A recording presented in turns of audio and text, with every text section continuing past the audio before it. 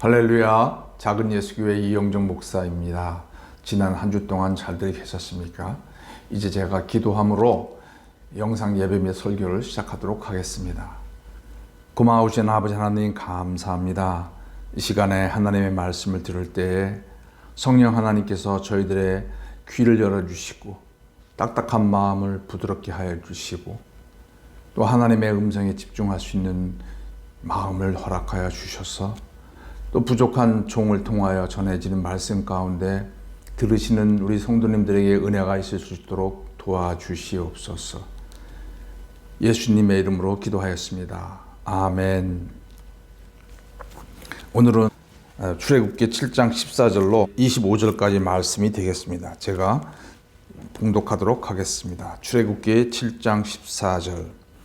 여호와께서 모세에게 이르시되 바로의 마음이 완강하여 백성 보내기를 거절하는도다. 아침에 너는 바로에게로 가라. 보라, 그가 물 있는 곳으로 나아오리니 너는 나일 강가에서 서서 그를 맞으며 그 뱀 되었던 지팡이를 손에 잡고 그에게 이르기를 히브리 사람의 하나님 여호와께서 나를 왕에게 보내어 이르시되 내 백성을 보내라. 그러면 그들이 광야에서 나를 섬길 것이니라 하였으나 이제까지 내가 듣지 아니하도다. 여호와가 이같이 이르노니 내가 이로 말미암아 나를 여호와인 줄 알리라. 볼지어다 내가 내 손에 지팡이로 나일강을 치면 그것이 피로 변하고 나일강의 고기가 죽고 그 물에서는 악취가 나리니 애굽 사람들이 그 강물 마시기를 싫어하리라 하라. 여호와께서 또 모세에게 이르시되 아론에게 명령하기를 내 지팡이를 잡고 내 팔을 애굽의 물들과 강들과 운하와 못과 모든 호수 위에 내밀라 하라. 그것들이 피가 되리니 애굽 온 땅과 나무 그릇과 돌 그릇 안에 모두 피가 있으리라. 모세와 아론이 여호와께서 명령하신 대로 행하여 바로와 그의 신하의 목전에서 지팡이를 들어 나일강을 치니 그 물이 다 피로 변하고 나일강의 고기가 죽고 그 물에서는 악취가 나니 애굽 사람들이 나일강 물을 마시지 못하며 애굽 온 땅에는 피가 있으나 애굽 요술사들도 자기들의 요술로 그와 같이 행함으로 바로의 마음이 완악하여 그들의 말을 듣지 아니하니 여호와의 말씀과 같더라.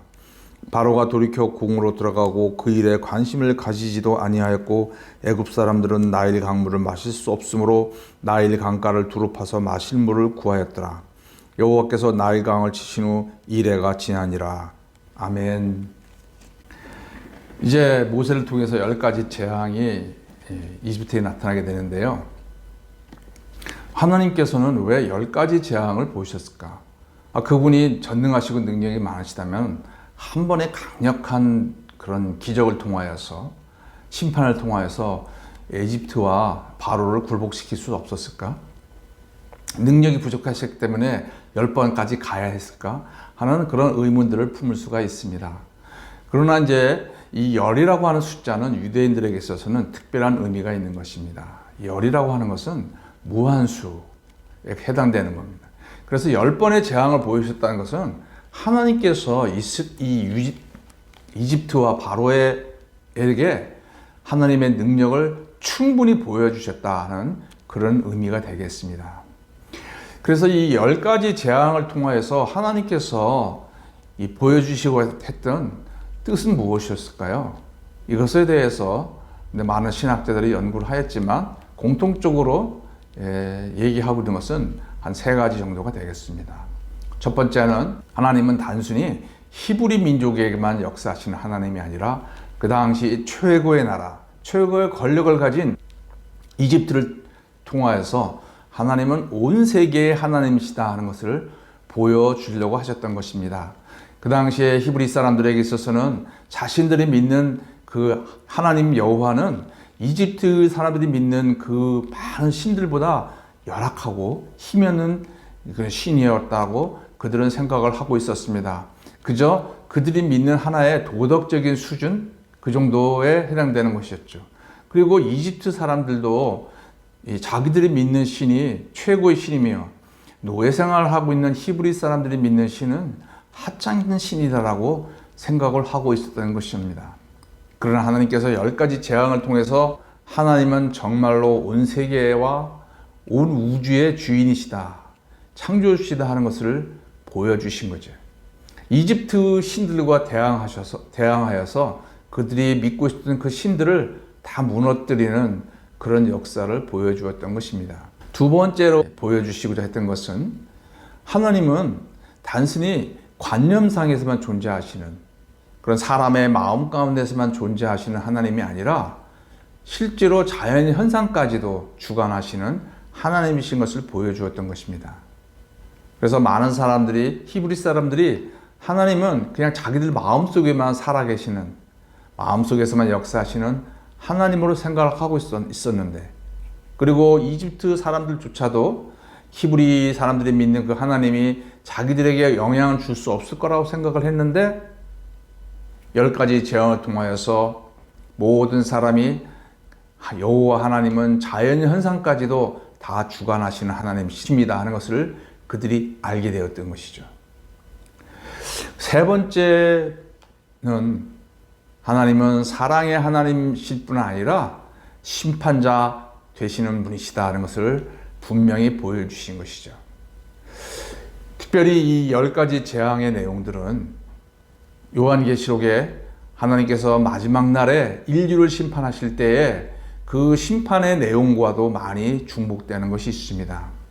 그래서 이 이집트에 보여주신 이 심판의 10가지 재앙은 하나님께서 장차 온 인류를 심판하실 때에 어떻게 심판하실까 하는 것들을 미리 보여주는 예고편에 해당된다고 할 수가 있겠습니다. 어쨌거나 하나님께서 이 10가지 재앙을 통하여서 우리 인류에게 그런 하나님이 누구신지를 분명히 보여주는 그런 사건이었다라고 신학자들은 생각을 하고 있습니다. 이제 출애굽기 7장의 말씀 그 내용 가운데 들어가 보도록 하겠습니다. 7장 14절 15절 읽겠습니다. 여호와께서 모세에게 이르시되 바로의 마음이 완강하여 백성 보내기를 거절하는도다. 아침에 너는 바로에게로 가라. 보라, 그가 물이 있는 곳으로 나아오르니 너는 나일 강가에 서서 그를 맞으며 그 뱀 되었던 지팡이를 손에 잡고. 이제 하나님께서 모세에게 말씀하십니다. 아침에 강가로, 그 나일 강가로 가서 바로를 맞이하라. 그 나일 강가로 바로가 나올 것이다 라고 하나님께서 말씀하셨습니다. 아침에 왜 바로가 나일 강가로 나왔을까요? 세수하거나 목욕하러 왔을까요? 성경에서는 그 배경을 자세하게 얘기하고 있지 않지만 사실 나일강이라고 하는 것은 이집트의 애굽인에 있어서는 아주 생명 젖줄과 같은 그런 귀한 것입니다. 이 나일강의 범람으로 말미암아 그런 삼각주가 형성되어서 나일강 뒤로 많은 그런 목초들과 또 농업지가 있어서 그들이 살아가는데 아주 중요한 근원지가 되는 것이었습니다. 이 나일강을 벗어나서 좀 떨어지면 이집트의 많은 부분들은 사막 지역이죠. 그래서 나일강이 없다면 나일강의 그 존재 여부는 이집트의 나라의 존망과도 연관되는 그런 것이었던 것입니다. 그래서 이 이집트의 애굽인들에 있어서는 나일강의 두 신이 있다고 믿었습니다. 그래서 나일강의 북쪽을 다스리는 신이 있었고 남쪽을 다스리는 신이 있다고 믿었습니다. 그래서 나일강은 그 신들이 그 나일강을 다스렸다고 생각했는데 나일강이 때로는 너무 많이 범람하면 자기들의 주거지까지도 다 침범해서 많은 피해를 볼 때가 있었고 때로는 나일강이 또 범람하지 않으면 그 다음 해에는 또 이 농작물에 많은 어려움이 있었기 때문에 그들은 나일강의 그 신에게 의존할 수밖에 없었습니다. 그래서 이 나일강의 신이 분노하지 않도록 이 바로가 아침마다 나와서 또는 어떤 절기에 나와서 이 강을 다스리는 두 신에게 제사를 드렸던 거예요. 그렇기 때문에 하나님께서는 그 나일강 신에게 제사를 드리러 나온 그 바로에게 가서 말하라고 말씀하셨던 것이죠. 앞으로도 말씀드리겠지만 이집트에 내린 그 10가지 재앙은 그것이 그냥 우연히 된 것이 아니라 그 10가지 재앙은 바로 그 이집트 사람들이 믿고 있었던 10가지 신에 대한 징벌이었던 것입니다. 우리가 이제 그냥 이 부분을 읽으면은 막연하게 느낄 수 있을지 모르지만 우리나라에도 보면은 많은 신들이 있습니다. 이집트 사람들만 그런 것이 아니라 우리나라에도 많은 신들이 있었던 거죠. 이제 출애굽기 7장 19절로 20절, 21절까지 말씀을 읽어보겠습니다. 여호와께서 또 모세에게 이르시되 아론에게 명령하기를 내 지팡이를 잡고 내 팔을 애굽의 물들과 강들과 운하와 목과 모든 호수에 내밀라 하라. 그것들이 피가 되리니 애굽 온 땅과 나무 그릇과 돌 그릇 안에 모두 피가 있으리라. 모세와 아론이 여호와께서 명령하신 대로 행하여 바로와 그의 신하의 목전에서 지팡이를 들어 나일강을 치니 그 물이 다 피로 변하고 나일강의 고기가 죽고 그 물에서는 악취가 나니 애굽 사람들이 나일강 물을 마시지 못하며 애굽 온 땅에는 피가 있으나 25절 여호와께서 나일강을 치신 후 이레가 지나니라. 이제 하나님께서 모세와 아론에게 말씀을 하십니다. 지팡이 들어서 애굽에 물이 있는 모든 곳을 향하여 손을 들어서 쳐라. 그러면 애굽에 있는 나일강과 물이 있는 운하, 호수, 또 심지어 각 집에 있는 물 항아리와 또 물을 담고 있는 그 그릇들조차 다 피가 될 것이다 라고 하나님께서 말씀하셨습니다. 이제 20절에 보면은 모세와 아론이 여호와께서 명령하신 대로 행하여서 바로와 그의 신하의 목전에서 지팡이를 들어서 나일강을 쳤다라고 성경은 기록하고 있습니다. 이 바로와 그의 신하들이 나일강에 왜 나왔습니까? 그들의 운명을 쥐고 있는 신들에게 제사하기 위해서 나온 거죠. 그런데 그들이 목전에서 눈앞에서 나일강을 쳤다라고 성경은 기록하고 있습니다. 단순히 물을 친 게 아니에요. 바로와 신하들이 제사를 지내고 있는 그 신, 나일강 신을 향해서 친 겁니다.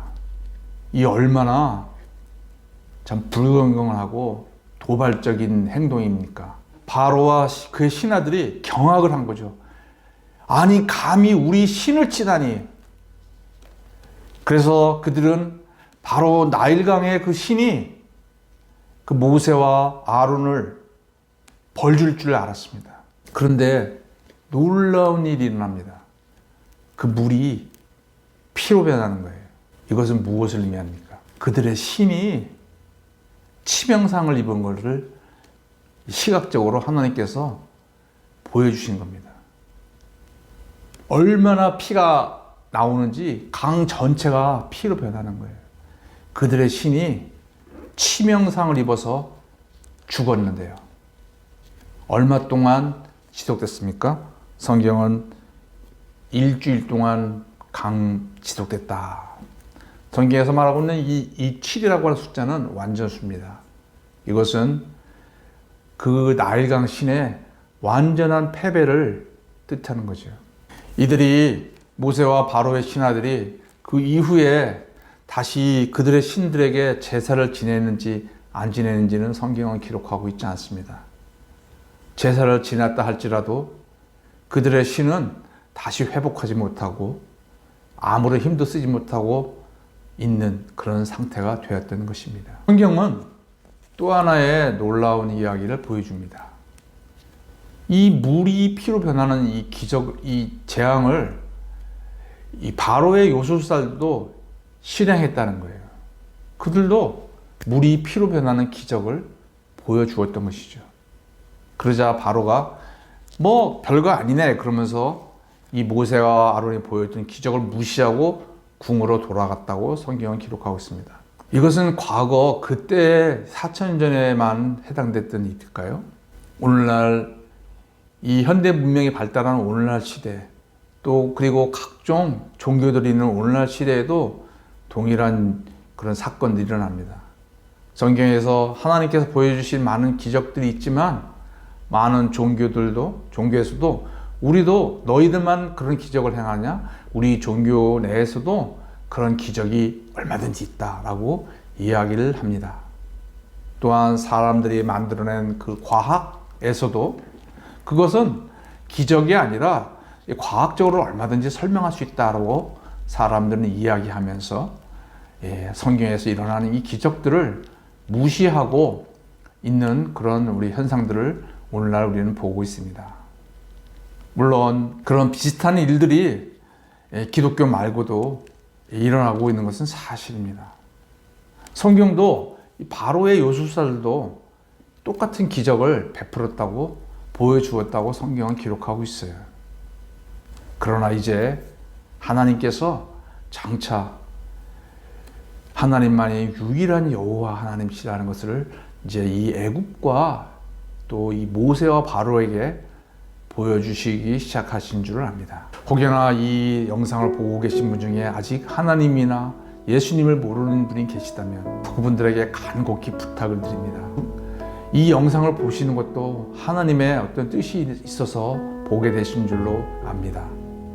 아직 믿음이 잘 생기지 않지만 그러나 하나님만이 유일한 여호와 하나님이시고 이 땅의 유일한 신이라는 것을 아시고 하나님을 믿는 그런 분들이 되시기를 간절히 부탁드립니다. 이제 하나님께서 이 나일강 사건을 통해서 오늘날 우리들에게 무엇을 보여주기를 원하실까요?